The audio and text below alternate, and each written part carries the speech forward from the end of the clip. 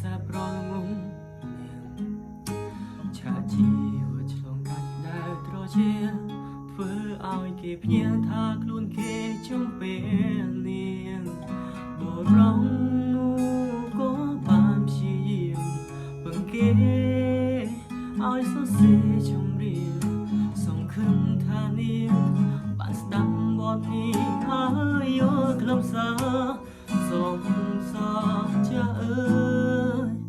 អូនសងសប្បាយដែរទេពេលវេលាកន្លងពេលនេះបេញដងអូនមាននាងណាជុំណៃរូបបងពេលនេះកំពុងតែឯកាវេលាប្រាំបងថាស្នេហាផ្សេងក្រៅពីអូនសឹងតែមិនស្មោះត្រង់ព្រមមាននោះមានឈ្មោះថានឹងយំថ្ងៃរៀបព្រឹងនឹងដល់សងសាចាំគេធ្វើរឿងដើម្បីនាងចាណាប៉ុន្តែគេនាងមិនហ៊ានប្រាប់ទៅដល់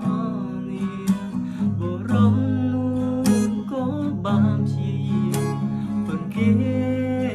ឲ្យសរសេរចម្រៀងសង្ឃឹមថានាង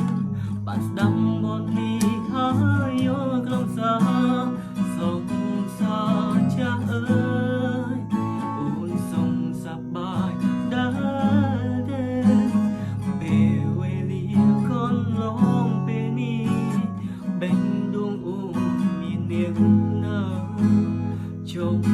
ណៃរូបបងពេលនេះកំពុងតែឯកាវេលាប្រាំបងថាស្នេហា